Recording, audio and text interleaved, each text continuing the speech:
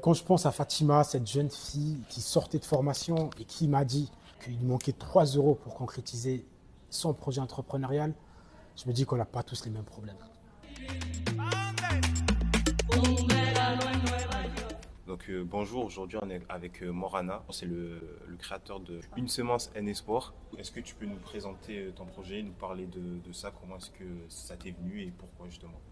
J'ai créé Une Semence en Espoir en 2023.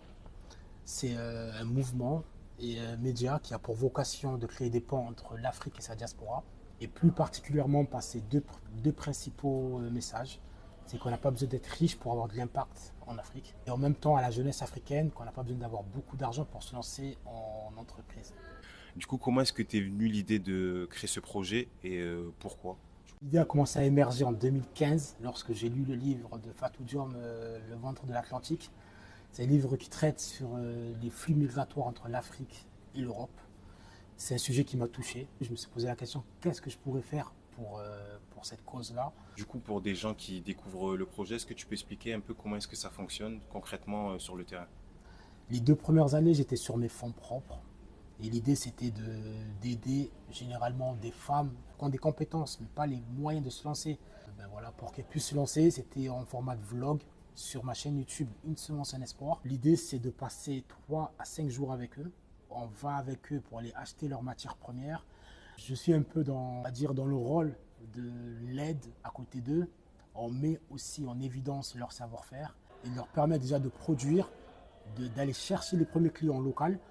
Et moi, je me donne comme objectif dans l'année qui suit de mettre leurs produits dans des emballages au standard international pour pouvoir l'exporter.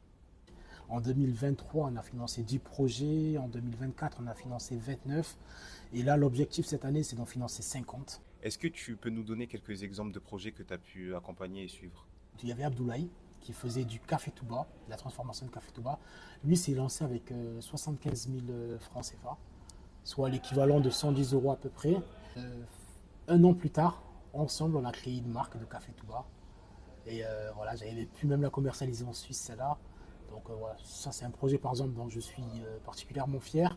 Ensuite, en 2024, il y a également Ami qui, elle, avait créé un petit espace de restauration devant chez elle. Et elle vendait en fait des petits déjeuners. On se met beaucoup autour des besoins primaires, en fait, donc la nourriture, le déplacement, le logement. Là, ça fait quelques jours que tu reviens du Sénégal.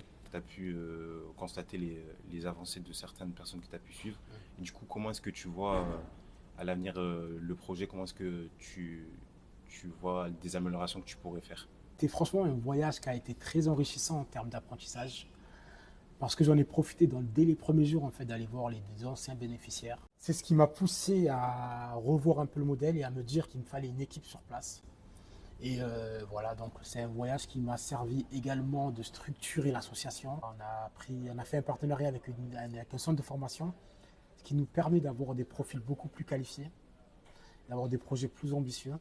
Voilà, c'est ce qui m'a poussé à me dire qu'on va aller au-delà du fait de tout simplement financer leur lancement, mais on va leur créer des opportunités d'exportation, donc des débouchés à l'international. Voilà, on a la chance d'avoir des Sénégalais qui sont commerçants un peu partout dans le monde, dans tous les marchés. Je pense que vous voyez un Sénégalais qui commercialise, mais c'est dommage qu'ils vendent des produits qui viennent souvent de Chine.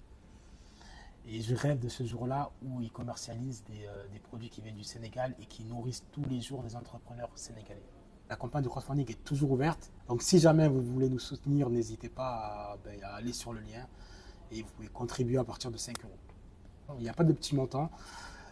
Tout montant va permettre à un jeune qui sort d'école à écrire lui tout seul son avenir et à se lancer dans l'entrepreneuriat. Et pourquoi pas, c'est peut-être des produits que bientôt vous allez pouvoir toucher et recevoir en cadeau grâce à notre plateforme en ligne.